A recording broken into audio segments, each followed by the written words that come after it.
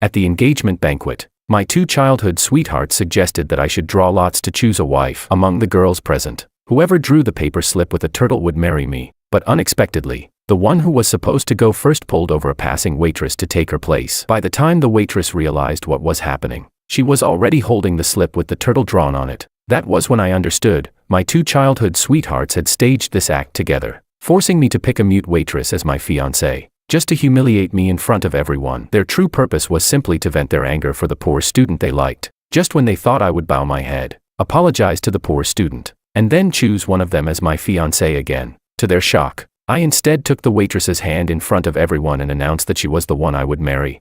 Chapter 1. George, since you can't decide between Maria and me, let's make it simple. Draw lots to choose your wife. Willow proposed, and Maria, standing beside her, nodded eagerly, clearly delighted by the idea. Whoever draws the slip with the word turtle on it will be the one you marry. How about that? I looked at the two childhood sweethearts in front of me. Willow's face was full of cunning, and Maria's eyes were brimming with anticipation. Although I felt uneasy inside, thinking of how I had spoiled them all these years, I reluctantly nodded in agreement. But who could have expected Willow to play against the rules? She was supposed to draw first, yet she suddenly dragged over a young waitress, forcing her hand into the lot box. The waitress looked utterly confused, and before she could react, Willow had already snatched the slip from her hand and unfolded it proudly. "Ha, turtle." As she spoke, she deliberately showed it to everyone present. I stared at the turtle drawn on the slip, veins bulging on the back of my hand. Of course it was a turtle. After all, when they persuaded me to play this game of drawing lots for a wife, I had asked them, what if someone else drew the turtle? Willow had sworn confidently, "It's just for show. I already drew turtles on every slip, and since I'll be the first to draw, your wife will definitely be me." Maria had also rushed to say she would draw first. Seeing how prepared they were, I didn't want to spoil their fun, so I agreed, but I never expected. At that moment, Willow cast a playful glance at Makoto nearby, then looked back at me, her tone faintly provocative. "George, now that this mute waitress drew the turtle, by the rules, you have to marry her." I glared at Makoto. He was a poor student whom my family had sponsored, and right now he was smiling faintly, as if he had known all along. The waitress was mute, but her hearing was sharp. Realizing that everyone was mocking her, she waved her hands frantically, signing her refusal. Willow only sneered, "You're just a waitress, and a mute at that. Do you even know who George is? He's the only heir of the richest family in City A, the Wangs. If he wants to marry you, shouldn't you be grateful? How dare you act ungrateful?" The waitress's expression dimmed, her hands falling weakly at her sides. She knew that in this banquet hall, before all these heirs and heiresses of high society, she was nothing more than meat on the chopping block, at their mercy. Seeing my dark expression and silence, Maria hurried to smooth things over. "George, Willow is joking. Of course you're not really going to marry this mute. She's just upset because you embarrassed Makoto at the table earlier. Why don't you just apologize to Makoto, and then we'll call it even?" That was when I finally understood. I raised my head, looking at Willow in disbelief. "So the reason you pushed me into this game was all for Makoto? For him, you were willing to treat my marriage like a joke?"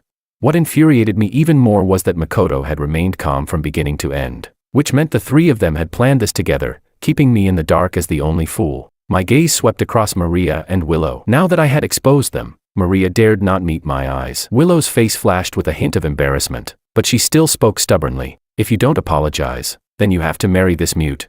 Since I didn't spare even a glance at Makoto, clearly unwilling to apologize, Willow lost her temper too. She yanked the waitress forward and shoved her roughly toward me. "You're going to marry him. The two of you might as well start getting acquainted." The waitress stumbled, nearly falling, but I reacted quickly. Catching her in my arms, I held her steady before letting go. The girl in front of me looked no more than 20, her delicate face now pale with panic. Using sign language, I exchanged a few words with her and quickly learned the basics of her situation. Meanwhile, Willow was still mocking loudly, the dignified young master of the Wang family marrying a lowly waitress, and a mute no less. "You'll bring utter disgrace to the Wangs. Just wait until everyone in our circle laughs at you." And then, before she could finish, my firm voice cut through the hall. "I'll marry her." Chapter 2. I never joke. As my resolute words fell, the noisy commotion around us abruptly stopped. The mockery on Willow's face froze in an instant. Her eyes widened, staring at me in disbelief. "What did you just say?" My gaze remained firm as I repeated clearly. I said, "I will follow the rules of the game, and marry her."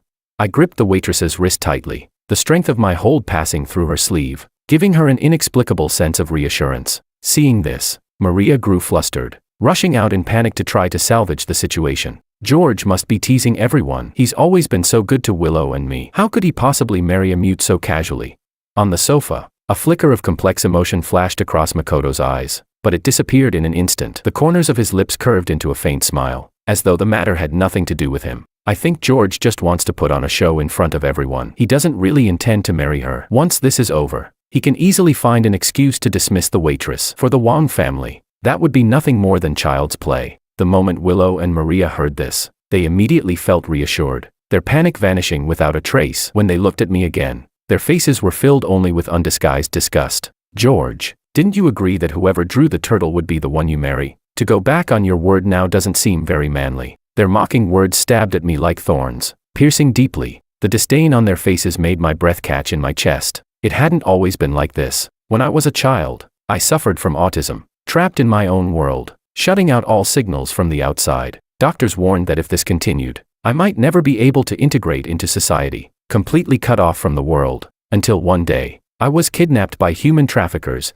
and happened to be spotted by Willow and Maria on their way home from school. The two little girls were unbelievably brave. To save me, they dared to stall and argue with the traffickers. In the struggle, Willow's neck was strangled red by the thug, and Maria's arm was cut by his knife. Let them go. I've already called the police.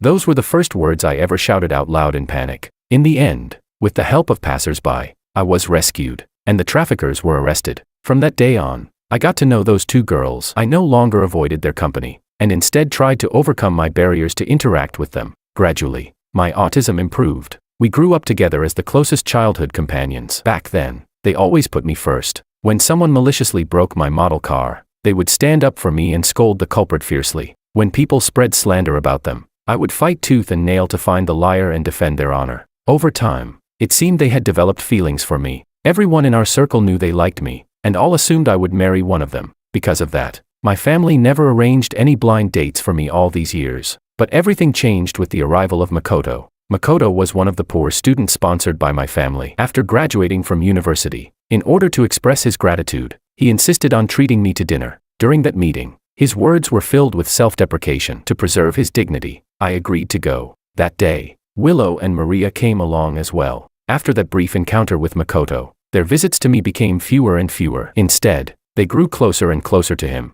At first, I thought it was just their outgoing nature and that they had many friends. But when they used my marriage as a joke simply to cheer Makoto up, I finally understood, in their hearts, my place had already been replaced by him. Taking a deep breath, I spoke calmly yet firmly. You seem to have forgotten, I never joke. Chapter 3, Humiliation.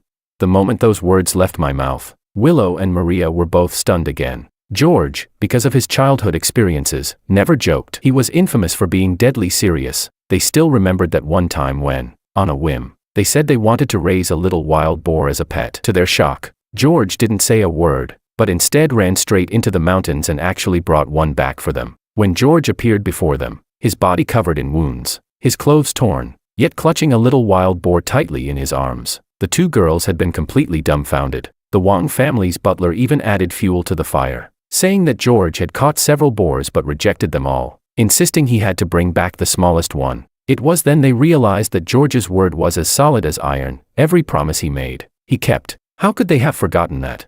As I was about to have the servants take the waitress away to be settled at the Wang residence, Willow's expression turned cold. She suddenly shoved the waitress hard, then looked at me with icy eyes. George, this time we only wanted to teach you a lesson. Who told you to humiliate Makoto at the dinner table?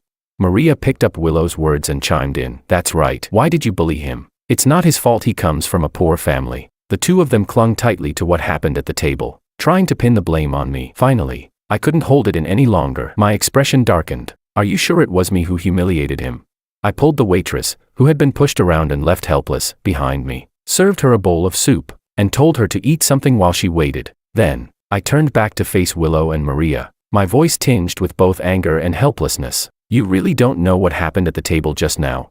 Makoto, under the guise of studying psychology, kept prying into my past with autism. You both know how unbearable those days were for me, how I clawed my way out of that darkness. His relentless questioning was nothing but an attempt to tear open my scars, rip apart the flesh I worked so hard to heal, and then sprinkle salt into the wound. And you know the doctors warned me not to dwell too much on the past, or else the autism could relapse. Besides, Since when does psychology mean ripping open people's scars? Even my former therapist never forced me to recall memories I didn't want to revisit. I only snapped back at him with a single line: how is that considered humiliating him? If he wallows in self-pity and you sympathize with him, that's your business. But your way of pleasing him, of siding with him, is built on treating me like a clown. This ends here. From now on, we go our separate ways. I poured everything out in one breath, as though all the grievances and injustice I had endured these past days had finally found release. Those present were stunned into silence by my words. In their impression, Makoto was the boy who cried to get what he wanted, while I was the kind of child who, even with only one piece of candy, would hand it over to Makoto without hesitation if the adults asked. So, little by little, they had all overlooked just how lonely that boy in the shadows truly was, the one who could only look up at others' happiness, and how much silent suffering he had borne. Willow and Maria exchanged a glance. It seemed even they realized they had gone too far this time. Just as they were about to speak, Makoto suddenly rushed forward, tugging at their sleeves. It's all my fault. I'm the sinner who caused the misunderstanding between you and George. I'll leave now and never disturb you again. Chapter 4, I do. He had fair skin and a boyish, gentle face. At this moment, his eyes were slightly red, and those puppy-like eyes softened Willow's heart against her will. She instinctively held onto Makoto and said firmly, "You're not allowed to leave. We'll be your friends, and no one can stop us." Maria quickly echoed, "This has nothing to do with you. You don't need to blame yourself. If anyone is at fault." Her gaze suddenly turned cold as she glared fiercely at the waitress. It's that mute who doesn't know her place. She should recognize her status. How dare she dream of marrying George? Get out of here. I noticed the waitress's body tremble slightly. Maria's absurd logic made me laugh out of anger. How had I never realized before that this was what they were truly like? The fault was mine for being blind. As the waitress, humbled and timid, was about to leave, I once again took hold of her wrist and looked coldly at Willow and Maria. Let me make this clear today. George, never go back on my word once it's spoken. From now on, you will show her respect. She is not a mute, she is your sister-in-law. As my words fell, Willow and Maria's faces darkened terribly, but the disdain in their eyes as they looked at my unknown fiancé remained. George, I want to see whether you really intend to bring this mute home as your wife. With that, the two of them left with Makoto. The guests also dispersed one after another. The birthday banquet ended on such an unpleasant note. Even my grandfather's gaze at me carried deeper meaning. At last, he only said, "You brat, you brought this trouble on yourself. Now you deal with it. You've spoken your vow in front of everyone today. Don't let people laugh at you. Otherwise, I'll be the first to break your legs." "Grandpa, I understand." After that, I sent my grandfather off. For a moment, the grand banquet hall was left with only me and the waitress. I saw her head lowered, her slender fingers nervously twisting together. Suddenly, I remembered, when Makoto had been forcing questions about my autism at the banquet earlier, while others were either silent, curious, or even gloating, this little waitress had been the only one standing up, gesturing non-stop. Others couldn't understand, but I could, because of my autism. I had learned sign language. She had been signing over and over, "Don't bring up autism again. It could relapse." When she saw that Makoto either didn't understand or was deliberately pressing me, in her desperation, she even tried to cover his mouth with a napkin. It was precisely because of this that Willow and Maria noticed her, and used her as their pawn to humiliate me. Thinking of this, guilt welled up inside me as I looked at her. In the end, it was I who had dragged her into this mess. Although I had already asked about her basic situation through sign language earlier, she was unmarried, had no boyfriend, and was currently single. I still motioned for her to sit down. Just as I was about to ask whether she felt wronged marrying me, she signed first, saying that she was the one who had dragged me down. But I told her I was truly willing to marry her. Looking at her pure, lily-like face, her delicate brows and eyes, in the past, I had no concept of beauty. But now, I felt this girl was genuinely pleasing to the eye, bringing a sense of lightness and joy to my heart. Before, I never knew what kind of wife I wanted. But at this moment, I suddenly felt that if the one to share the rest of my life was this girl before me, then the future was something I could look forward to with hope. So, I signed to her. The Wang family has an ancestral rule: one lifetime, one partner. If anyone breaks it, they will be expelled from the Wang family, their name erased from the genealogy, and from then on, they will no longer be part of the Wang family, in life or in death. I will do everything I can to treat you well. Will you give me this chance?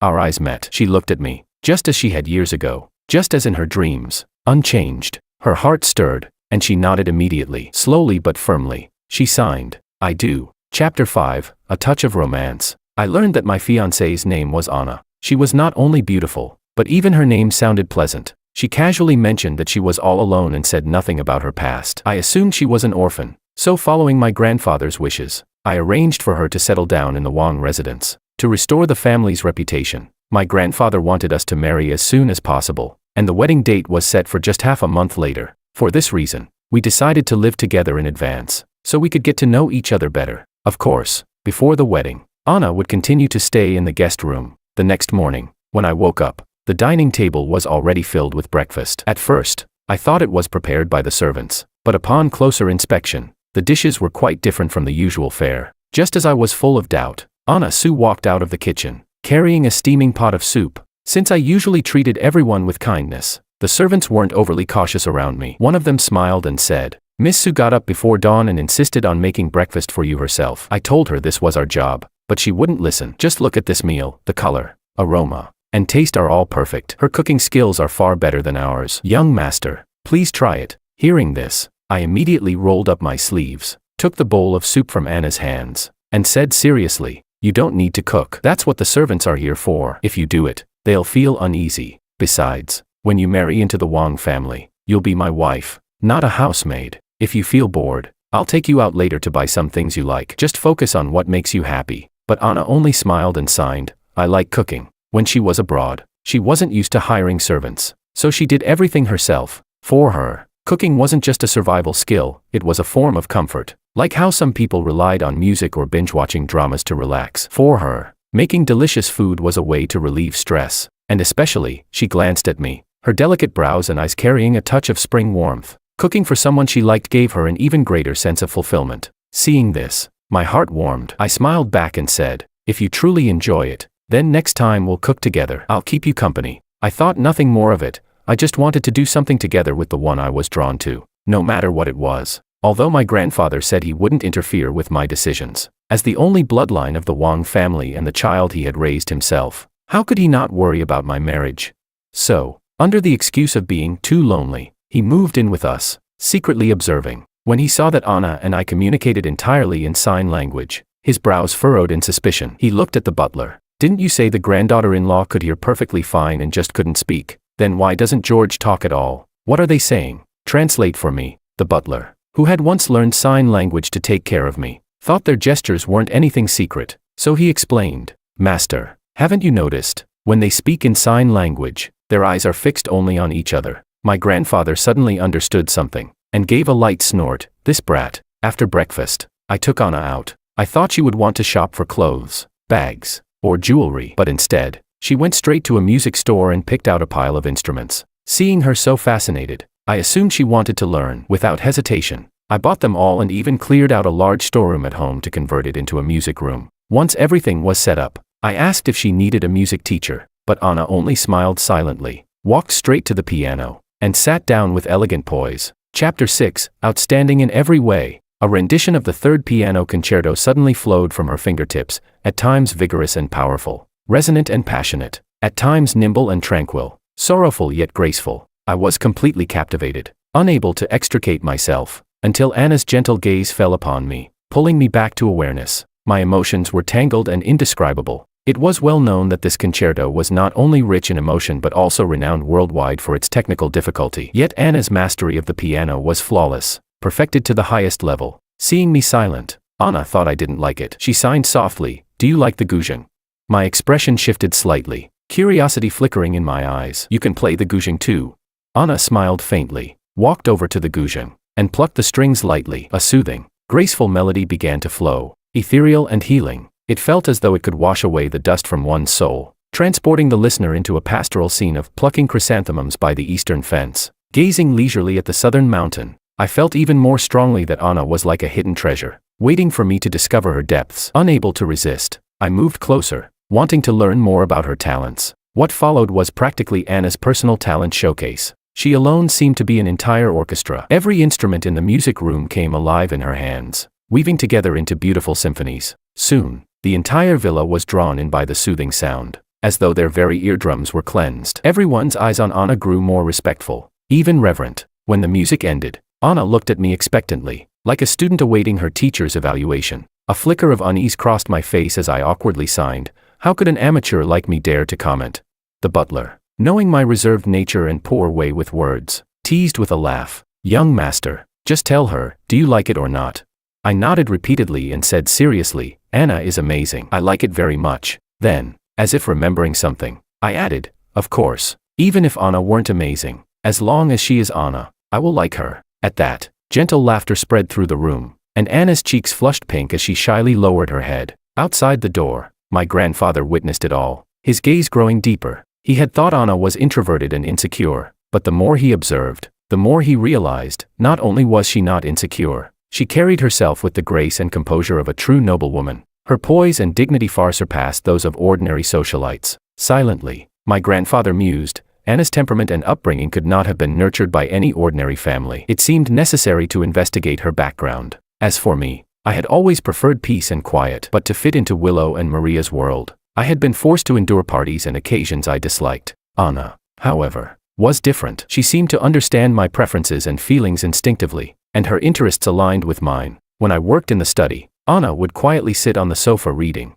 never disturbing me. Whenever I looked up, I would catch her gentle, graceful expression. Noticing my gaze, she would smile, pour me a cup of tea, and we would clink cups in silence, our affection deepening in that wordless understanding. When she felt like making desserts, I would put aside my work without hesitation and join her in whisking eggs and kneading dough. She, with her skillful hands, would create all sorts of adorable pastries for our afternoon tea. When I exercised in the gym, she would join me, sometimes trying a few couples workout poses, though always keeping just the right boundary, never crossing the line. Anna was also an excellent chess player. When my grandfather played to pass the time, she would step forward and challenge him for a few rounds. As the saying goes, chess reveals the person. Though Anna would sometimes let my grandfather take a few pieces, her moves were sharp yet fluid, airtight yet steady, always progressing toward victory. My grandfather couldn't help recalling how, when I encountered difficulties in Wang Corporation's affairs, Anna could always offer precise, effective solutions. At that moment,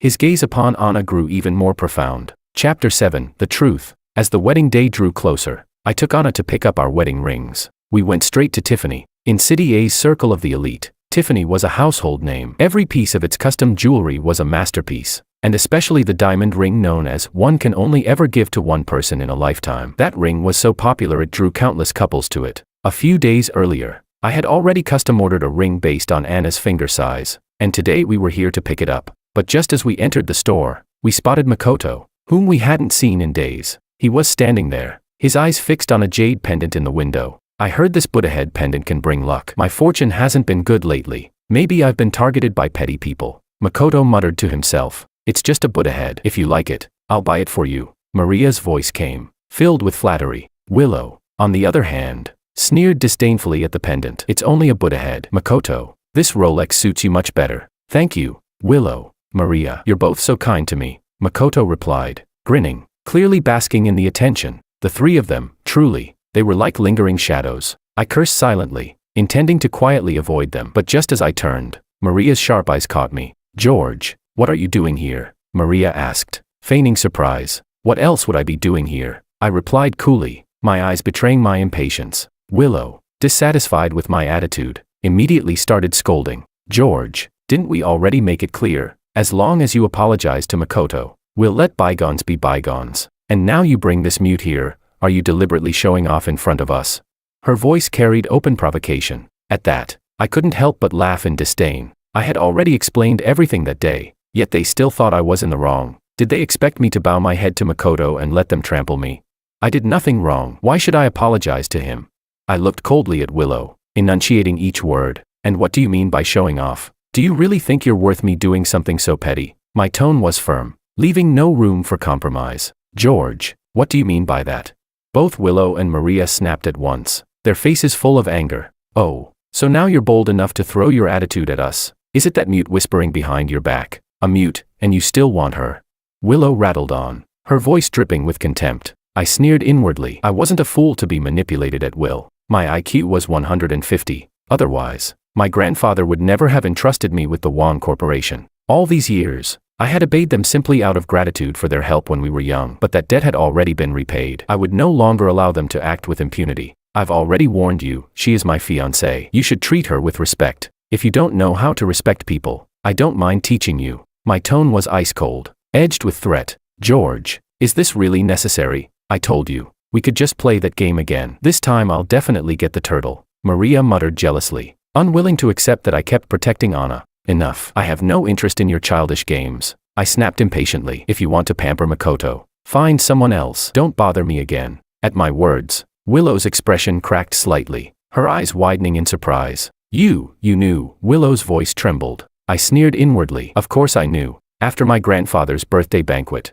I had ordered the butler to investigate. I discovered that the whole idea had been Makoto's, and they had actually agreed to it. Such behavior was beyond despicable. It was also the final straw that severed any lingering ties I had with them. With my wedding to Anna just days away, I had no time to waste on them. So, I pulled Anna along and went straight to the staff handling our order. They led us into the Black Diamond VIP room before heading off to fetch our custom diamond ring. But just as we sat down, a commotion broke out outside the door. Chapter 8, Blind Eyes. My fault. Ladies, I've already explained very clearly, this necklace was specially custom ordered by Mr. Wong. If you need one, we can make a new order, and it'll only take a few days. As for this set of necklace and wedding rings, I'm sorry, but we cannot sell them to you, the staff patiently explained. Not long after, Willow and Maria suddenly barged in, both asking with puzzled expressions, "Why are you buying a wedding ring?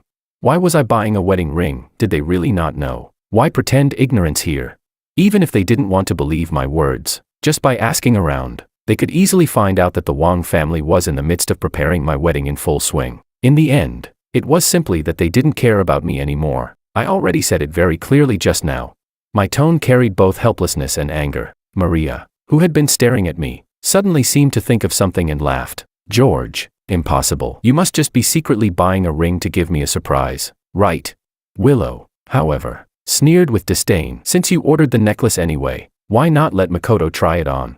Makoto tugged at Willow's sleeve and whispered, "Willow, even if those are things George doesn't want, I don't deserve to wear them." Willow and Maria looked at him with pained affection. Willow then said to me directly, "George, you can't possibly wear so many pieces of jewelry. Just let Makoto pick one first." Maria was relatively gentler. "George, you won't be able to wear them all. Just spare one for Makoto." I looked at them coldly, a wave of disgust rising in my chest. How had I never realized before that these two could be so shameless? They were practically no different from robbers. Not to mention, these necklaces were women's pieces. Even if they weren't, why should I give them to an ingrate like Makoto? I paid to custom order these pieces. Why should I give them to him for free? The moment I said that, both Willow and Maria's faces darkened. "George, we're all human. Why do you look down on Makoto just because of his background?"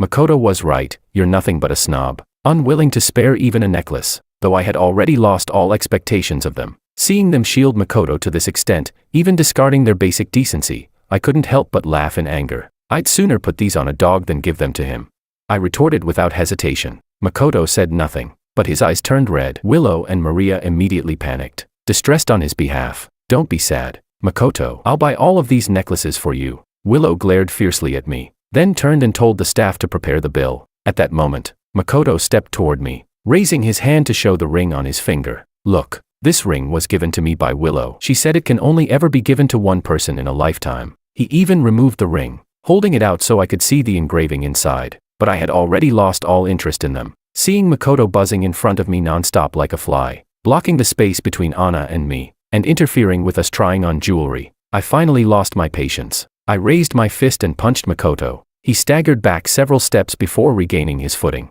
staring at me in shock, needing several moments to recover. Willow and Maria, realizing what had happened, immediately grabbed at me, demanding an apology. "George, you've gone too far. Apologize to Makoto right now." "Apologize? Apologize for what?" "I was wrong," I suddenly said, hearing me admit fault. Willow and Maria's expression softened slightly, but in the very next second, I turned the words around. "My fault was being blind. Forever knowing the two of you. Anna, let's go. This place is filthy. We don't need these things anymore." With that, I pulled Anna with me to leave, but Willow, spoiled and domineering as always, and seeing me constantly holding Anna's hand, rushed forward to block our path. "George, apologize to Makoto, or don't even think about leaving this store today." I looked calmly at Willow and Maria, who glared at me with furious eyes. "Whether I leave or not isn't for you to decide." Willow raised her hand, ready to slap me, but it was stopped. It was Anna. Her slender fingers gripped Willow's wrist firmly, and no matter how Willow struggled, she couldn't break free. Seeing this, Willow grew even more furious. "You're just a mute. No power. No status, and you dare meddle in our affairs? I'll beat you today and teach you a lesson about your place. As she lifted her other hand to strike Anna, my expression darkened sharply. I was about to push her away when the store manager arrived with security. They stopped Willow and then bowed respectfully in my and Anna's direction. Our young lady has given instructions. In this store, no jewelry will ever be sold to anyone except Mr. Wong. Chapter 9. You are not worthy. The manager cast a glance at Willow and the others, then immediately instructed the security guards. What are you all standing around for? Hurry and throw these troublemakers out. And you, what's the point of having you here? Our distinguished guests are being harassed, and you don't know enough to step in at once and resolve the problem.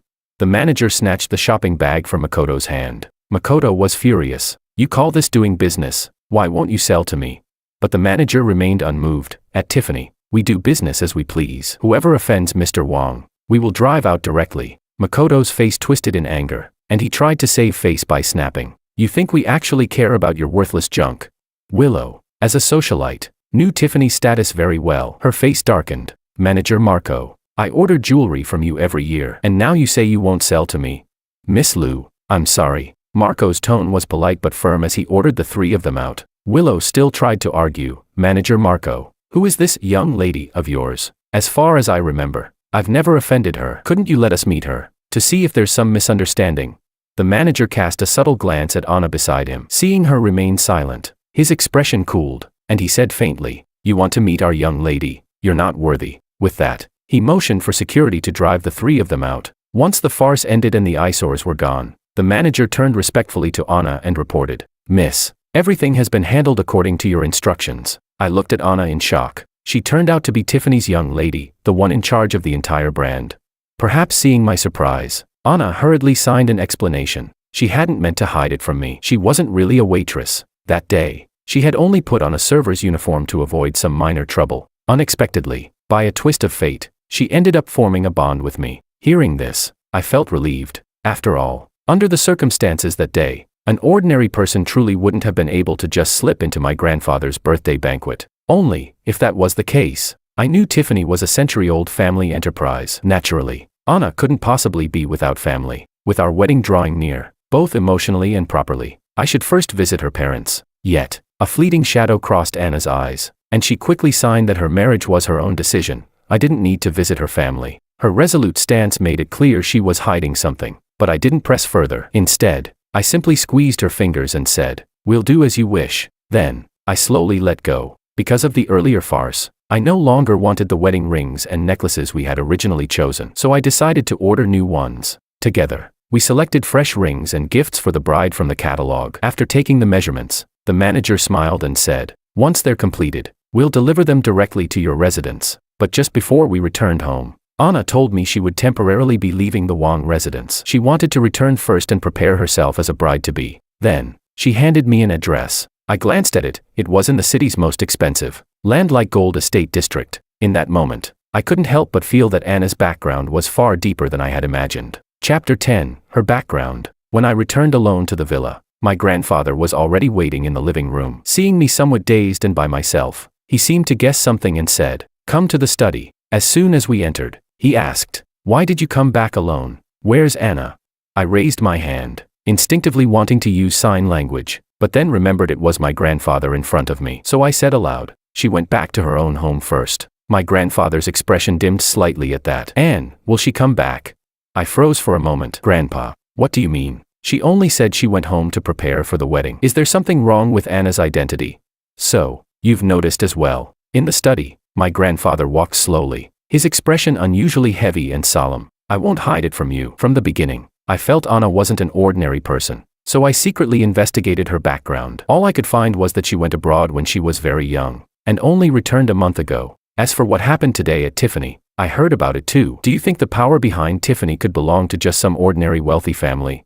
And indeed, that was also the unease I had always felt. Grandfather continued, The most important thing is this, aside from vague records of when she went abroad and when she returned, nothing else could be found. Nothing at all. There are only two possible reasons for this. 1. Anna truly is an orphan, with no family behind her. But clearly, that's not the case. That leaves the other possibility. Her background is far deeper than anything I can imagine or reach. Her identity must have been deliberately concealed. That's why no trace of her can be found. I looked at my grandfather in shock. Even though I had now inherited the Wang Corporation, I had always regarded my grandfather as the ultimate authority, not only out of filial piety, but also because in this circle, his status and ability carried immense weight. Yet now, even he couldn't find anything. Then Anna's identity. Seeing the flicker of confusion on my face, and recalling everything Anna and I had experienced together these past days, my grandfather knew our feelings for each other were genuine. He patted my shoulder and said the old words. Anna is a good child. You know the ancestral rule of the Wang family. We do not annul marriages because of a complicated background. The only concern is if Anna cannot make her own decisions about marriage. If that happens,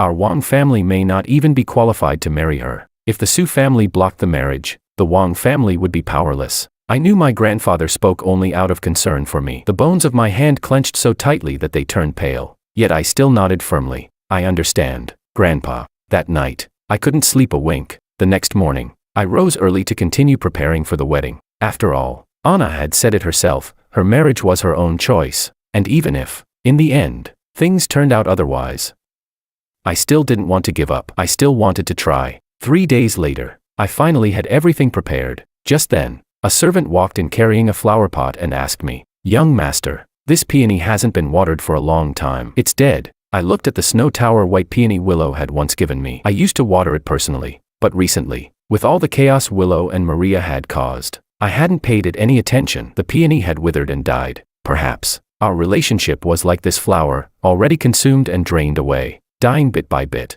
Throw it away. The words had barely left my mouth when I turned around and met Willow's furious face. "George, is this how you treat my token of affection?" I frowned, glancing at Willow, Makoto, and Maria. These three, did they really think the Wang residence was a marketplace? "Butler, what are you standing there for? Get them out of here. And if stray cats and dogs are ever allowed in again, then you all won't need to stay here either." I rarely spoke so harshly to the butler, but Willow and the others knew very well, those words were really directed at them. Willow panicked, stepped forward quickly, and pulled out a pair of rings, trying to shove one into my hand. "We came especially to give you these couple rings. Don't drive us out." But I avoided her hand as though it carried a plague. My eyes filled only with cold indifference. "Those rings, give them to whoever you like." George, don't care. I'll say it again, now, immediately. Get out. My voice rose, carrying an unmistakable threat. Maria and Willow exchanged a panicked glance, unwillingness and fear flashing in their eyes, just about to speak again. At that moment, my mother appeared, smiling brightly. "George, look who's here." I turned my head. Behind her stood Tiffany's manager, and beside him, a young woman in a beige dress, pure and refined. Her makeup was light, her waterfall-like hair draping over her shoulders. She looked like a fairy descending to earth, dazzling in her presence. My heart stirred slightly. She looked familiar, yet I couldn't recall where I had seen her before. "This is Anna, your fiancée. Don't tell me you can't recognize her just because she changed clothes." My mother chuckled from the side. "But truly, when I first saw her just now, even I was stunned. She's beautiful, whether in simple dress or with elegance." Hearing the name Anna, I finally dared to set my gaze fully upon her. Chapter 11, Insignificant People. The Anna I remembered was as simple and pure as a white flower. Yet at this moment, she was radiant like a luminous pearl. Thinking about how we hadn't seen each other for 3 days, an inexplicable wave of emotion rose within me. I couldn't help but take a step forward, wanting to be closer to her. Anna felt the same, but when her eyes fell on Willow and the others, a trace of tension flashed across them. She asked in sign language, "Why are they here?" "They're insignificant people. You don't need to bother with them," I replied indifferently. Then, I asked Anna, "And you, did you come here especially to see me?" Before Anna could respond, it was Tiffany's manager who spoke up. "Didn't you recently reorder the wedding gown, rings, and other items? Both the bride's and groom's sets are ready, so I brought them over for you to try." I hadn't expected the manager to know sign language, but thinking of the respectful way he treated Anna, it made sense. Learning sign language must have been his way to better attend to her. Afterward, my gaze swept casually toward Willow and the others, and my lips curved into a cold smile. According to the original schedule, tomorrow is the day of the formal betrothal visit. What do you think? The manager's words were partly about procedure, but mostly meant to be overheard by Willow and her companions. In truth, even if the Wang family really went for the formal visit, it would only be a formality. The Su family had no need for betrothal offerings from the Wangs. After all, in this world, the number of families wealthier than the Su family could be counted on one hand. Upon hearing this, my mother immediately pulled out a finely bound book from her bag and handed it to Anna. Chapter 12, The Aura of the Wang Family's Madam. Anna, although you said before that the Wang family didn't need to prepare anything, and that holding the wedding on schedule would be enough. The formalities still have to be observed. Auntie has prepared a dowry. Take a look first, and if anything is missing, I'll add more." As my mother spoke, she opened the exquisitely bound book in her hands. The moment it was opened, photos of various pieces of jewelry and ornaments filled the pages. Among them were rare treasures bought at high prices in auctions, as well as heirlooms passed down through the Wang family for generations, items so precious that outsiders rarely even had a chance to see them. In addition, there were also several share transfer documents, numbering in the hundreds, so many that the thick book was almost too heavy for one hand to hold. Standing to the side, I understood perfectly. My mother was essentially offering half the Wang family to Anna, but I didn't feel the slightest reluctance. After all, Anna would be my family in the future. Letting her see these things now was merely giving her an advance look at what already belonged to her. Naturally, Anna realized the value of these betrothal gifts and was just about to decline them when Willow suddenly snatched the book from her and exclaimed, her voice trembling, "Auntie, are you really handing over the entire Wang family to her? She's just a mute. Has the Wang family lost its mind?" Maria added, in a more tactful tone, "Auntie, are you truly going to let a mute marry into the Wang family? The whole country will laugh at you. How about this? Keep the wedding as planned, but on the day, just switch her out for me. Say that she refused to marry." Before she could finish, smack, the crisp sound of a slap rang out. My mother had slapped Maria hard across the face. While everyone was still stunned, she spoke firmly, "As an elder, I normally shouldn't raise a hand against you, but the words you just spoke, those aren't words fit for a human being." She yanked the bound book back from Willow's hands and warned coldly, "Let me make this clear. Anna is my daughter-in-law, the only daughter-in-law I recognize for the Wang family. Even if Anna decided she didn't want George, and refused to marry him, George would rather stay single his whole life than marry either of you. So I advise you, give up on this idea. If either of you dare to call my daughter-in-law mute again, every single time you say it, I will slap you again." As she spoke, she raised her hand once more, deliberately showing off the sharp new manicure she had just gotten. Maria, her face burning hotly from the slap, though not bleeding, understood that Madame Wang had already shown restraint. Covering her face quickly, she dared not make another sound. Willow, too, flushed with embarrassment but didn't dare speak again. It was Makoto, instead, who opened his mouth, as if to mediate. "Auntie, shut up." My mother's eyes turned on him, filled with naked contempt. "And who do you think you are? What right does a two-faced ingrate like you have to speak here? Every word I waste on you shortens my life. Butler, throw these eyesores out immediately, and from now on, they are never to set foot in this house again. I won't have the Wang family's doors dirted."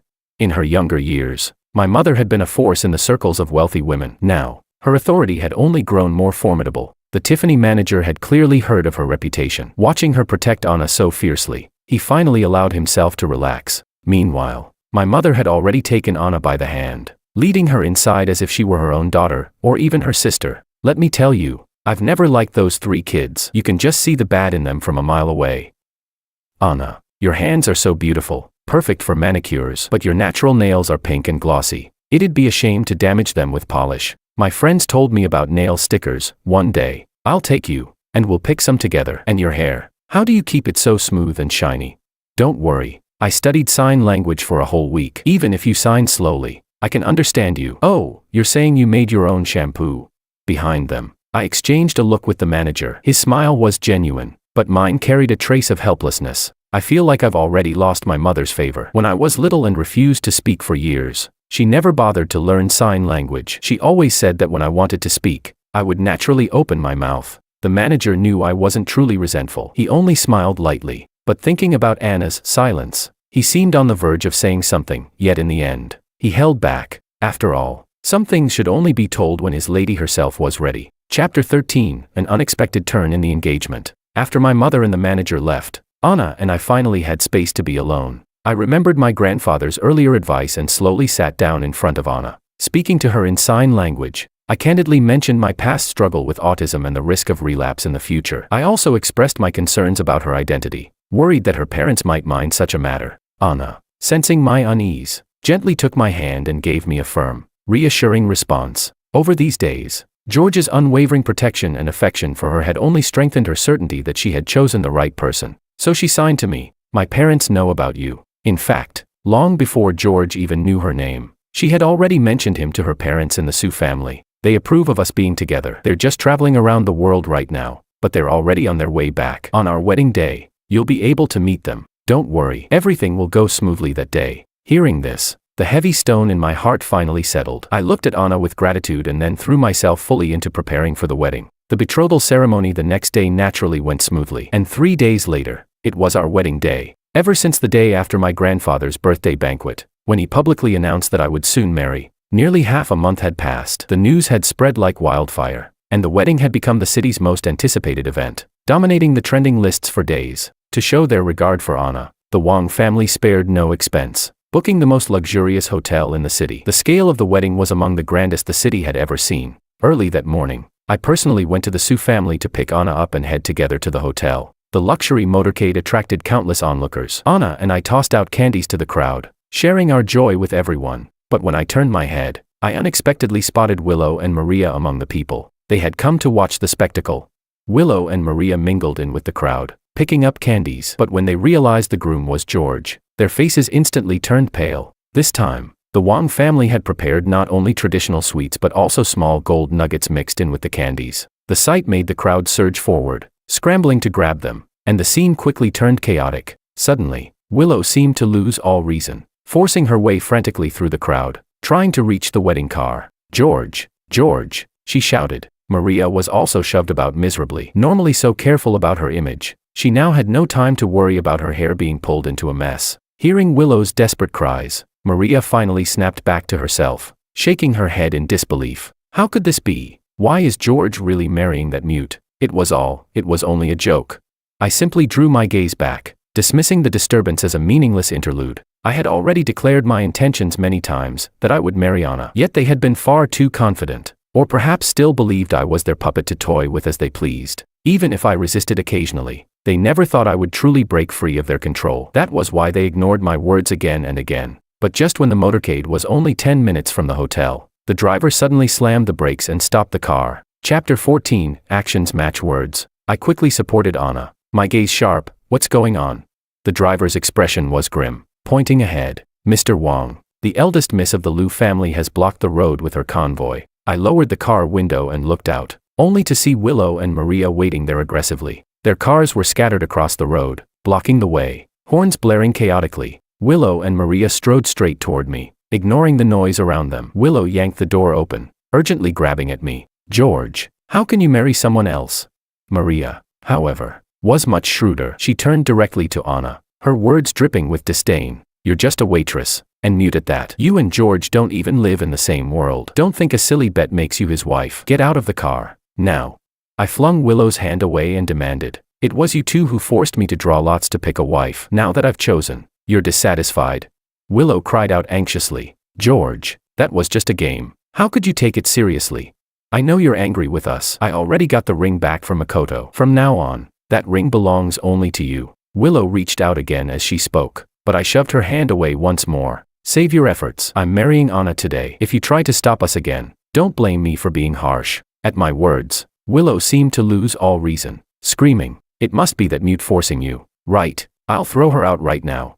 She lunged to grab Anna. I shielded Anna firmly behind me. Willow and Maria couldn't even touch the hem of her clothes. Maria's eyes welled up as she looked at me, aggrieved. "George, you used to protect us." I gave a cold laugh, my thoughts drifting back to the past. Back then, the three of us, Willow, Maria, and I, were close, and I always stood at the front, shielding them from the storm. But gradually, they seemed to forget that I was flesh and blood too, capable of being hurt. Now, they were simply upset that their free bodyguard had chosen someone else, especially someone they looked down on as just a waitress. That was all it was, their bruised pride. Thinking this, my gaze toward them grew even colder. "I told you before, I have nothing more to do with you, so you'd better not even appear in front of me. I don't want my wife to feel unsafe or upset. No, you can't marry her."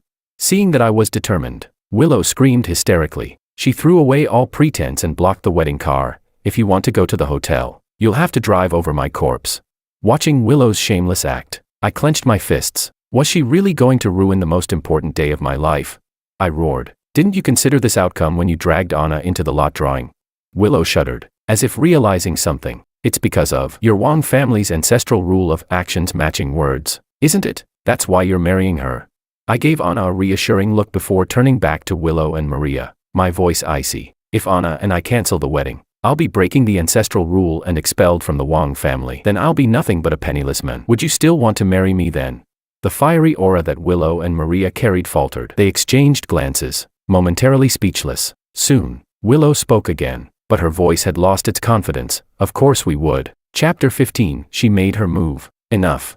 I cut off Willow's entanglement with an icy tone. Your silence just now already gave me the answer. I stared directly at Willow and Maria, my voice heavy with disappointment and anger. You always defended Makoto, but only because of his looks. And now, when I'm in the same position as Makoto once was, you keep silent. That alone proves you only want to control me, as if controlling the young master of the Wong family could give you more prestige in your social circle. My words were like sharp blades, piercing straight into their weak spots. A flicker of embarrassment crossed Willow and Maria's faces, confirming that I was right. Yet Willow still tried to struggle. She gripped my hand tightly, her eyes pleading. George, I truly love you. If you care about the ancestral rules, it doesn't matter. You can just say it was me who drew the turtle that day. I should be the one marrying you. At her words, I only sneered. Back at the Wong family villa, when Maria suggested the same thing, she got slapped across the face. Looks like that slap hadn't landed on Willow, or else she wouldn't have forgotten so soon. Just as I was thinking this, a crisp smack rang out, and a bright red handprint bloomed on Willow's cheek.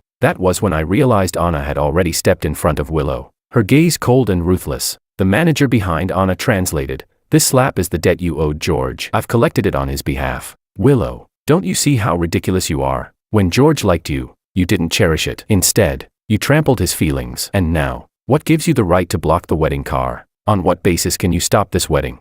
You don't deserve George's kindness. Willow turned her head in disbelief. You, a waitress, dared to hit me. She stormed forward to pull at Anna, but both the manager and I shielded Anna firmly. It turned out Willow had even brought bodyguards to sabotage the wedding procession. Fortunately, Anna was well prepared and had brought plenty of people. Her side completely overpowered Willow's guards, subduing them one by one. Then, the bodyguards shoved Willow and Maria to the roadside and smashed their cars to pieces. Willow screamed in fury, "That Bentley cost me over $1 million. Anna, you bitch. You dared to smash my car. I'll make sure you lose everything you own." Anna calmly signed back, "Since I dared to smash it, I don't care about such petty money. You used your cars to block George from marrying me, so of course I'll clear the obstacles for him." Willow glared at Anna's commanding presence. "You're just a waitress. How dare you?" Anna gripped my arm tightly, her eyes unwavering. "As long as George is willing to marry me, I'll find endless courage for him." Seeing this, Maria seemed to finally understand the situation and quickly echoed, "George, we know you're not marrying this woman willingly. As long as you don't go through with it, we're willing to apologize to Grandpa and everyone else together with you. Drawing lots for a wife was just a game. Don't throw away your lifetime of happiness over a game." Willow snapped back to her senses and hurriedly added, "Yes, George, it's fine if you won't marry me, but you can't just rush into marriage like this."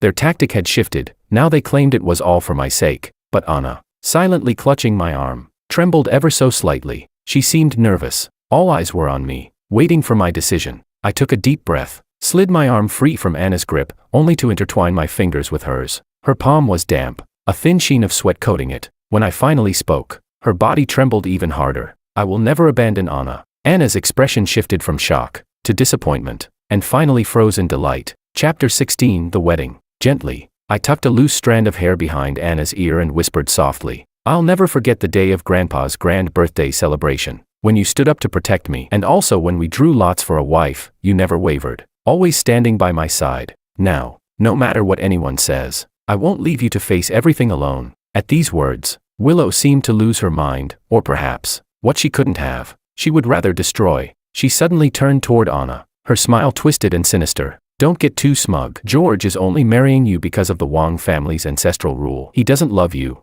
A marriage without love is doomed to misery." Hearing that, I raised Anna's hand in front of everyone, planting a deep kiss on the back of it, my voice loud and firm. "My marriage to Anna is not only fate's arrangement but also the meeting of our souls. Her talent, her character, her kindness, and her integrity, they've all captivated me. I love her, with unshakable devotion, until death."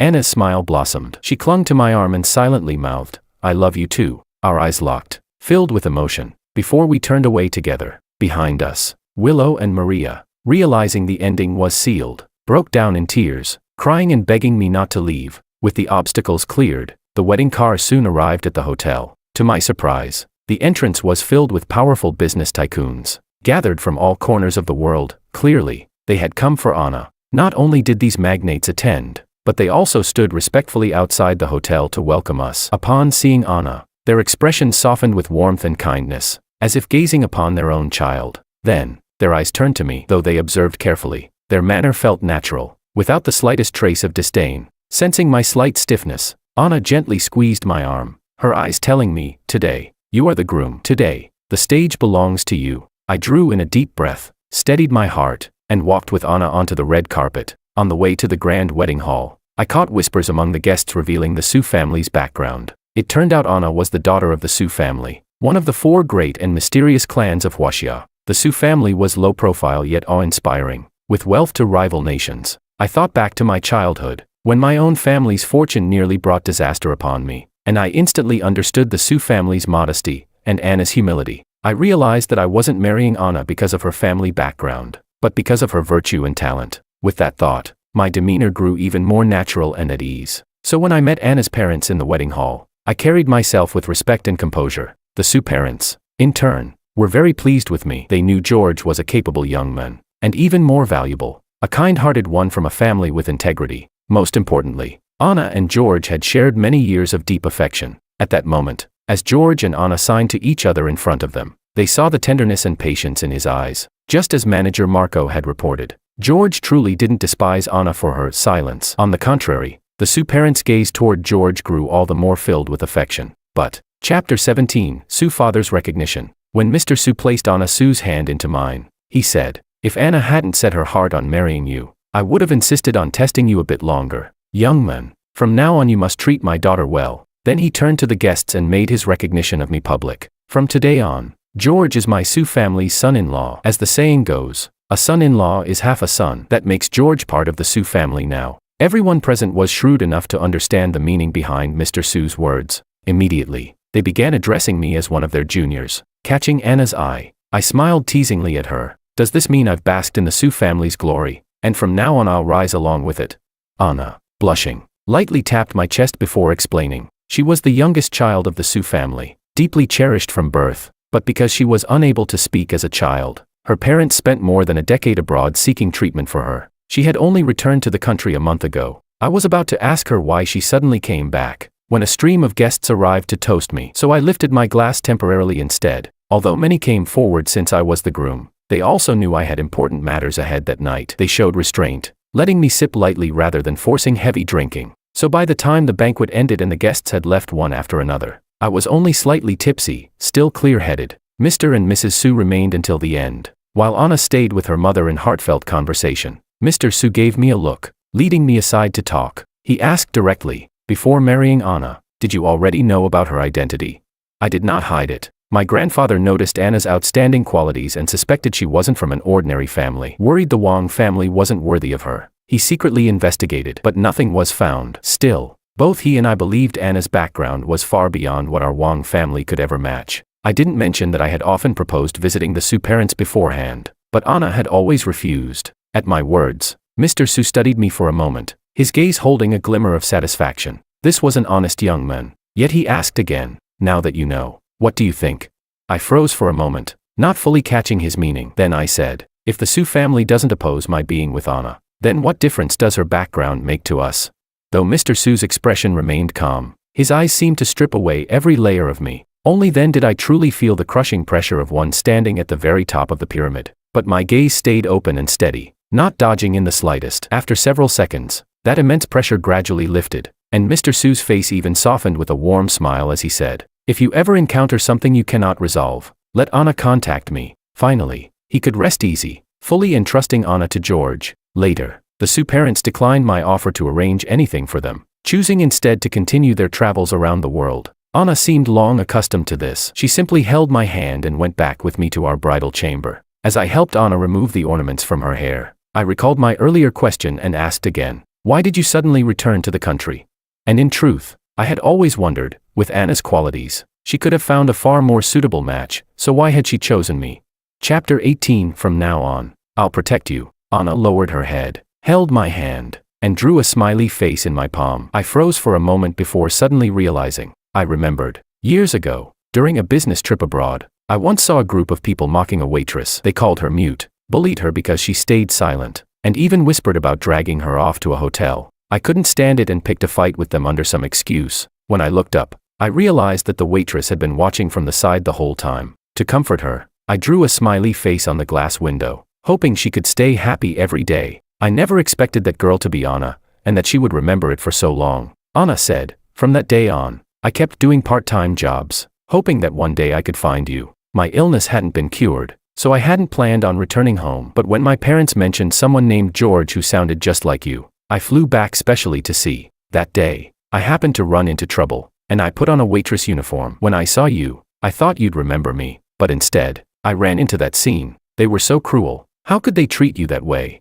Seeing Anna indignantly standing up for me in such a cute way, my heart melted. I gently hugged her, feeling a little guilty. "I truly didn't recognize you before, mainly because you've become even more beautiful than back then. With you by my side now, I'll never be bullied again." Anna nodded firmly, her gaze sincere. "From now on, I'll protect you." I couldn't help but smile. Kissing Anna on the forehead, she shyly buried herself into my arms. I thought she had been frightened and worried that my action had been too abrupt, so I quickly apologized. But Anna immediately cupped my face and kissed me on the lips. Stunned, I kissed her back, deepening the kiss. On our wedding night, we barely slept at all. Our souls were in perfect harmony, making us cherish each other even more. After marriage, Anna refused to leave my side. She didn't want to continue treatment abroad, so I spent a fortune to bring her previous specialist over to China to keep treating her. Anna lived a quiet and private life in the Wang family home. Knowing she disliked banquets, I chose to accompany her more. I rarely attended social gatherings unless they were unavoidable, and even then, I only showed up briefly. One day, a business partner invited me to the Jasmine Pavilion to discuss details of a collaboration. The name itself sounded refined, so I didn't think much of it. After telling Anna, I went as agreed. The private room was filled with an antique fragrance and atmosphere. After settling the business details, my partner's phone rang. He took the call, then excused himself to step out, saying he had something urgent and asked me to wait there. I glanced at the array of desserts on the table and asked a waiter for a menu, wanting to choose some to bring back for Anna's taste. So I stayed behind. While I was selecting, a wisp of gauze suddenly appeared in front of me. I looked up to see a sensuous woman dressed in the style of ancient courtesans, slowly walking toward me. I frowned slightly, for she wore a veil and I couldn't see who she was. I was just about to ask if she had entered the wrong room, when the woman swayed gracefully and began dancing a seductive dance in front of me. Chapter 19, Digging One's Own Grave. My mind went blank for an instant with a buzzing sound, but soon a spark of fury ignited as I roared. "Who sent you here, manager?" That so-called business partner from earlier. The woman said nothing, only moving closer and closer, deliberately letting the veil on her body slip down bit by bit, her seduction all too obvious. Just as her delicate hand reached toward me, I grabbed a cushion from the sofa and hurled it at her with full force. Even though she hadn't touched me, I instantly tore off my suit jacket and tossed it straight into the trash can, my eyes full of undisguised disgust. Struck and now met with my gaze as if she were a contagious disease. The woman froze in shock. I raised my hand, showing her the ring on my finger, and barked harshly, "I'm married. Even if I weren't, I would never get involved with a woman like you. Now get out, immediately." Hearing the words, "a woman like you," she assumed I had mistaken her for someone working in that kind of trade. She quickly pulled away her veil, revealing Willow's face. "George, it's me." Perhaps it was because she had never obtained me that she remained so obsessed. Or maybe she had never truly looked at me carefully before. Since our ugly falling out on my wedding day, she hadn't stopped thinking about me. Now, seeing me again, she suddenly realized that George really was handsome. Handsome in the way of aged wine, rich, deep, and refined. In contrast, Makoto's good looks were superficial, like chewing gum that lost its flavor the longer one tasted it. No wonder. All these years, both she and Maria could never forget about George. She had never understood this before, but now that she did, he was already married. Still, she thought, it didn't matter. With all their years of entanglement, she refused to believe that George could resist her when she was being so forward. With that thought, she softened her voice and stepped closer. "George, it's been so long. I missed you." From my initial shock at seeing her, my emotions quickly shifted to rage. "Willow, how many times have I said it? There is nothing between us anymore. You knew perfectly well I'm married, and you still dared to do this. What do you take me for? Some unfaithful beast who can't control himself?" Though the room was filled with sweet incense, my stomach churned with disgust. Bile rose in my throat. I couldn't stay another second. I turned to leave, but Willow's eyes suddenly gleamed with malice, and she lunged forward to throw herself at me. She hadn't even touched me when I kicked her to the ground with full force. Rage consumed me. "Who gave you permission to touch me? Willow, you disgust me, you're filthy." As I spat the words, I recalled the earlier behavior of that so-called business partner. It was obvious, Willow's presence today wasn't an accident. He had known beforehand and even aided her. At once, I pulled out my phone and called him, declaring that our deal was cancelled and that I would never cooperate with his company again. More than that, I vowed that every company allied with the Wang family would blacklist his firm permanently. In other words, I had just destroyed him in the business world. On the other end of the line, the partner panicked and rushed to explain, but I had already hung up and blocked him. Chapter 20, The Nation's Husband. Willow, lying on the ground, saw how ruthless George had been. She thought of how humbly she had tried to reconcile, only to be met with such an ending. Completely collapsing, she screamed, "So you really like that Anna so much, or is it because of her family background?" On George's wedding day, Willow had already heard rumors of Anna's family, though not clearly. She knew, however, that Anna's background actually surpassed even that of the Wang family. That only fueled her unwillingness to accept reality. So what if the Su family is rich? Our Lu family could also be your support. Anna Su is just a mute, she can't even be taken out to events. A woman who only circles around the house all day. What future could she possibly have? So this was what she thought could defeat Anna and win me over. I was so furious I laughed, leaving aside the fact that Anna is outstanding in every way. Even if she were just an ordinary girl, as long as she is my wife, I will cherish her and remain faithful to her. Isn't that the most basic principle between partners, the very difference between a human being and an animal? Just because you don't respect love doesn't mean everyone else is like you. With that, I didn't spare another glance at Willow's pale, broken face, and strode out. But outside the door, I met a pair of smiling eyes. Anna had clearly been there for a while. I quickly explained the entire situation to her. Anna listened quietly. We had agreed from the start to be a couple who spoke openly, explaining things clearly to one another and never leaving room for suspicion. When I finished and finally breathed a sigh of relief, Anna signed with a smile. It was Willow who messaged me to come. I knew she was trying to provoke me, but I trust you. I was sure she'd end up digging her own grave, so I actually came to watch her make a fool of herself. Seeing her slightly smug expression, more playful than usual, I couldn't help stepping forward to embrace her. Wife, it's wonderful to have found someone who resonates with me so completely. Anna, of course, understood my deeper meaning. Though she rarely stepped outside, she was always aware of the rumors swirling around me. The wealthy bosses and spoiled young men around me were all self-indulgent. Unable to tolerate my self-restraint, they tried to drag me down with them, to indulge in the same drunken and debauched life. But I always rejected them firmly. So they began spreading rumors, calling me pretentious, or mocking me as a clueless fool. Some even fabricated lies, claiming I was incompetent as a man. Though these baseless accusations disgusted me, I held fast to my principles. To me, loyalty was as natural and simple as breathing, yet just as essential. And Anna was the one who truly understood me. At our core, we were the same kind of people. But the matter didn't end there. That resentful business partner, seeking revenge, began spreading vile rumors. They claimed I wasn't as clean as I seemed, that my private life was actually depraved. They said I only cancelled the deal and blacklisted his company because I'd been rejected from an indecent establishment. People love gossip, especially when it flips appearances upside down. The story spread like wildfire, shooting straight to the trending lists. But just as the rumors were about to spiral out of control, a video emerged that turned everything on its head. It was footage from the Jasmine Pavilion's private room, showing someone attempting to seduce me, and me sternly rejecting her. Once released, the Jasmine Pavilion issued a statement confirming the video's authenticity. The woman was indeed brought in by the business partner, not affiliated with the pavilion. They revealed that he had failed to lure me and then tried to smear me with lies. At the same time, my friends and partners stepped forward to speak for me, listing countless examples of my conduct, proving I was indeed a rare clean stream in muddy waters. In an instant, my image was not only restored but elevated. The words I had spoken in that private room spread widely. Whenever someone repeated the old saying, all men are the same, or every man makes mistakes, there would always be voices countering with, George isn't like that. And so, I became the model of the nation's husband, and a benchmark for male virtue. Chapter 21, Meeting Again. In my heart I knew clearly, it was Anna who had quietly handled those troublesome matters behind the scenes. She was always like this, silently sweeping obstacles out of my way, making me treasure this heavenly gift even more. That day, I planned to take her to buy some furniture in her favorite blue, to decorate our home. We went to the best Tiffany furniture center in the city. The moment Anna stepped through the doors of Tiffany, the manager eagerly welcomed her.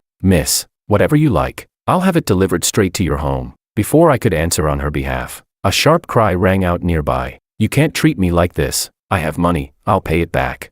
Turning my head, I saw Makoto surrounded by several burly men, shouting at the top of his lungs. The manager hurried to explain. That one's a deadbeat debtor. Used to bring rich women here, buy things and then return them. For a long time we didn't check too closely, but when we finally did, every item he returned was a counterfeit.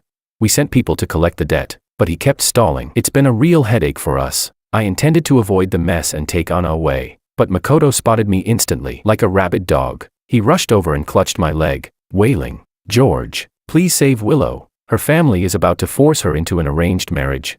She's sacrificing herself to keep you from falling into ruin. I don't have enough money to save her. George, I know you hate me, but you can't just abandon Willow. Please, lend me some money to rescue her."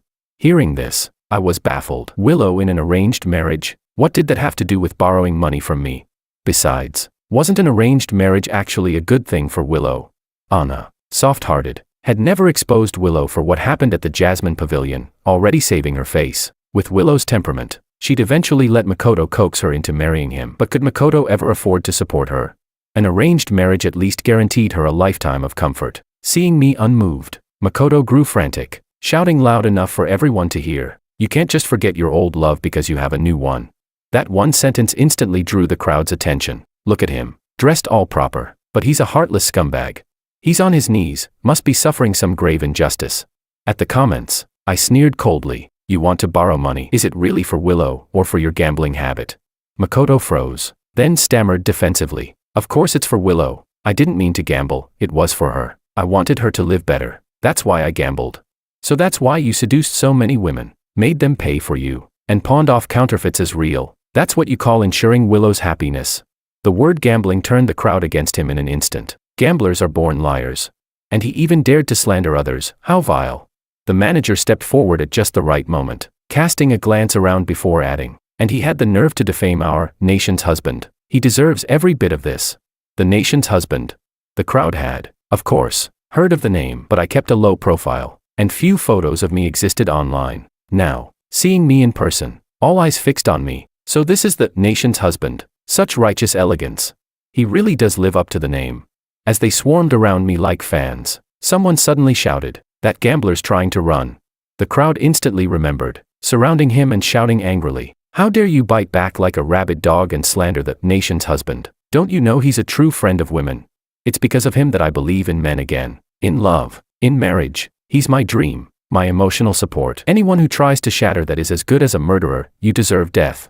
In moments, Makoto was beaten black and blue, fleeing in disgrace, and right then, I realized my steadfastness, and the Wang family's fidelity to marriage, truly held profound meaning. Afterward, Anna and I finished selecting our furniture and went home. I thought no more of the matter, but the next morning, upon waking, I discovered that a video of Makoto calling me a scumbag had already hit the trending list. Chapter 22, Forgiveness with Cameras. The video had been cut and spliced, seemingly manipulated behind the scenes. So some clueless netizens, relying only on fragments, quickly branded me a scumbag. Makoto had a decent face, and some people, swayed by appearances alone, stood unconditionally on his side. They launched waves of online attacks against Anna and me. But soon, without even needing Anna or me to clarify, people who had been present at the scene released the full, unedited video. In an instant, Makoto became a rat crossing the street, and it wasn't long before people even dug up his history of preying on wealthy women. Wave after wave of revelations sent Makoto to the top of the trending lists.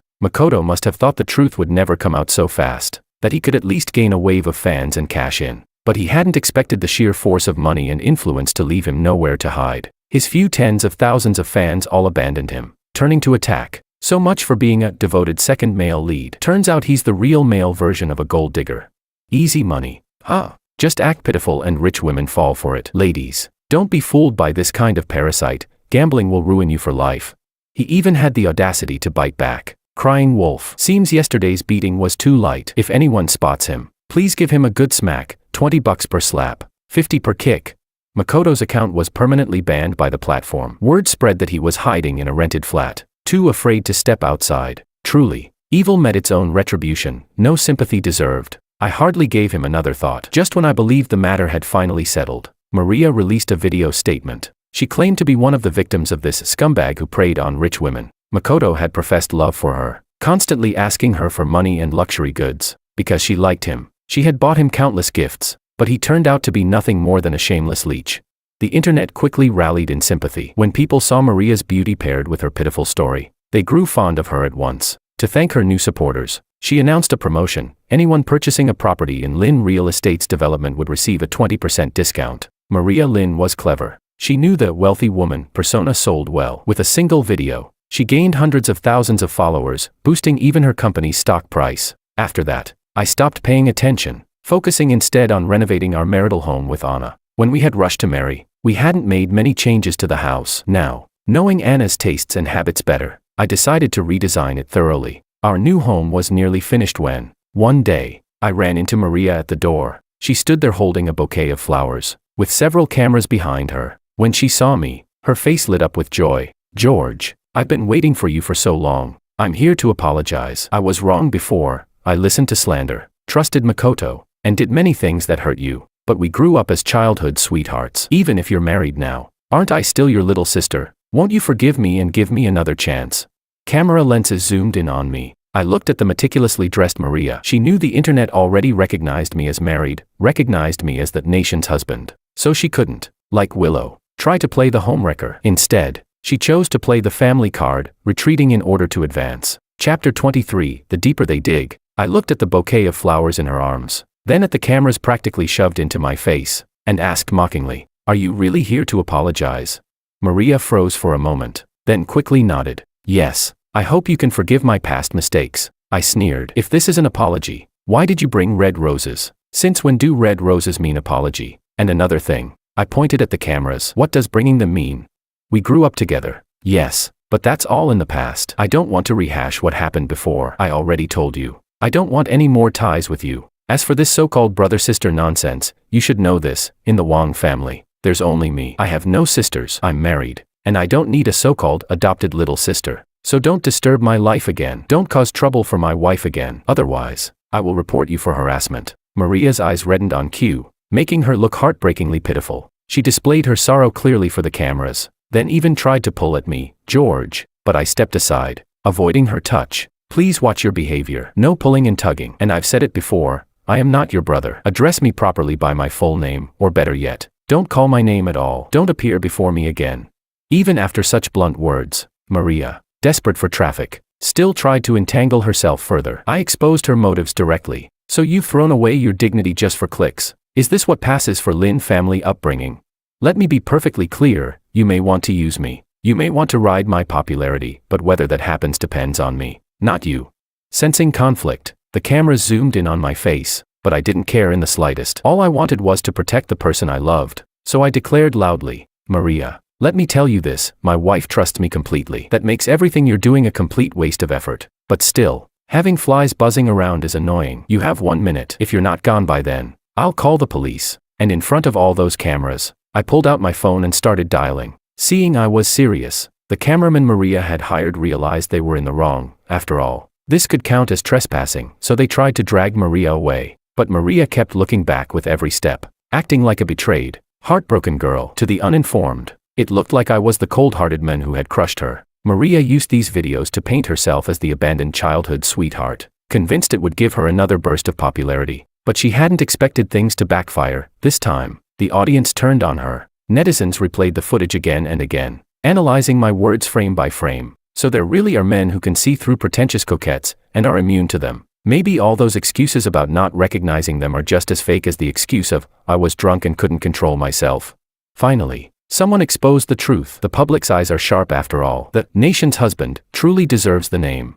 A small faction of Maria's diehard fans, along with her hired bots, tried to spin the story, claiming I was just building a devoted husband persona. They said that anyone so cold toward his childhood sweetheart couldn't possibly be faithful in love. But in bringing this up, they accidentally kicked a hornet's nest, because immediately, people began digging deeper, pulling out stories of my childhood entanglements with Maria and Willow, and later with Makoto. Chapter 24, Their Ending. I watched the videos from their childhood. Wasn't Maria and Willow's treatment of George nothing more than making him their little errand boy? They kept him from attending gym class, even sent him running several miles under the blazing 30-degree sun just to buy them their favorite snacks, just so they could brag to their girlfriends about how obedient and useful their little lackey was. Did they ever truly care about George? Poor little George, and to think he was the only son of the Wang family. In front of them, he wasn't even treated as well as a servant, and yet he endured it for over 10 years. Maria and Willow, they're heartless. And that scumbag Makoto, He was actually a scholarship student sponsored by the Wang family, but in the end, it was the farmer and the snake all over again. No wonder so many people would rather help stray animals than ever sponsor another person again. Truly chilling. Did you see the news from a year ago? Maria and Willow, just to humor Makoto, actually abandoned George at a toll station. Those three are wolves in human skin, they're not people at all. The deeper the netizens dug, the more they uncovered just how vicious the trio of Willow, Maria, and Makoto had been. Their past bullying of classmates and abuse of power were all exposed. Very soon, even the Liu family and the Lin family suffered collateral damage. Their company's stock prices plummeted sharply. And in contrast, I was like a bright moon hanging high. And even my own company rose like a rocket. I became the very embodiment of loyalty and marriage. Many online voices said how envious they were of Anna, that she had been lucky enough to meet and hold on to such a one-in-a-million man. But I responded by saying, there are many George in the world, but only one Anna, meaning that there are many good men out there too. That perspective gained me the admiration of countless men, who became my loyal supporters. Of course, none of this truly affected my life, because I lived my days for myself. I continued a loving life with Anna, and we went on our honeymoon. When we returned,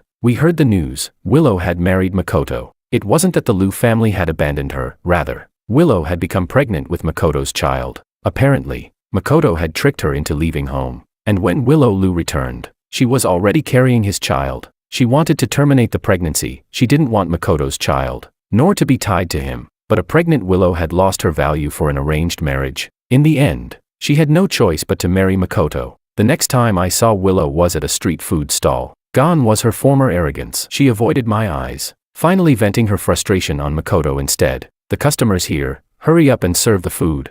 Makoto had changed from a delicate pretty boy into a greasy middle-aged man, his hair messy, his face covered in stubble. Though clearly unhappy with Willow's bossing, he restrained himself, still hoping to squeeze more benefits from the Liu family through her. So he kept silent, but the effort showed on his face. His expression darkened with hostility, his hands striking the cooking utensils harder and louder. Chapter 25, the finale. Seeing the scene, I shook my head. I had once thought Makoto's personality was just awkward, but only recently did I understand. His problem was that he always wanted both ways. If he truly loved money, he could have chosen a wealthy woman, treated her well, and been loyal to her. After all, there are many wealthy women in this world who crave love, and they had once been taken in by his good looks, but instead, he played with feelings, trying to toy with one rich woman after another, until eventually he ended up despised by everyone, abandoned and cursed. Later, he chose to be with Willow, but even then, he used despicable means to get her. The result, his life still turned into a complete mess. I simply pulled Anna away. My wife is pregnant. She doesn't eat this. Even far from the stall, I could still hear Willow and Makoto screaming at each other hysterically, frightening customers away. Hearing it,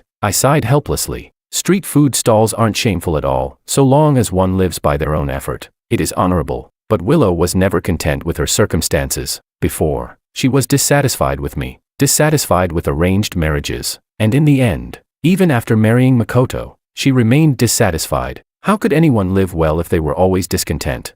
But none of that had anything to do with me anymore. Not long after, I ran into Maria again in the square. Since her attempt to use me backfired, her pitiful White Lotus persona was shattered, branded as a pretentious coquette. From then on, it was as if she had gone mad for fame, desperately trying to walk the path of infamous notoriety. But netizens no longer bought it. In fact, they despised her more and more. At that moment, in front of the cameras, she was trying to make another cheap stunt, but security drove her off. Get lost. Hurry up and get out of here. It's people like you who corrupt the kids. If you dare come back, I'll smash your phone.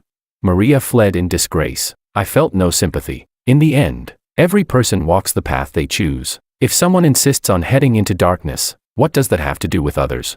I supported pregnant Anna as we strolled leisurely forward. Still, there were always those who doubted that a man could remain faithful for life, that true lifelong love existed. So they kept trying to secretly follow and film us. But 20 years passed. By the time we celebrated our silver wedding, golden wedding, even diamond wedding anniversaries, we never once felt the so-called 7-year itch. Instead, our love only deepened. Even after Anna's muteness was cured, I still preferred using sign language with her. When our hands spoke, our gazes met as if the world around us disappeared, leaving only each other. What other men might see as a flaw had become our private romance. One day, as we prepared to go out, I wanted to choose blue jewelry for my silver-haired Anna, but she teasingly refused, saying blue was pure and youthful, while her beauty had long faded. I gently touched her wrinkled face, my gaze as full of love as the day we first met. Signing, I told her, every jewel in this world, no matter how rare, is counterfeit in my eyes. The only true masterpiece is your face.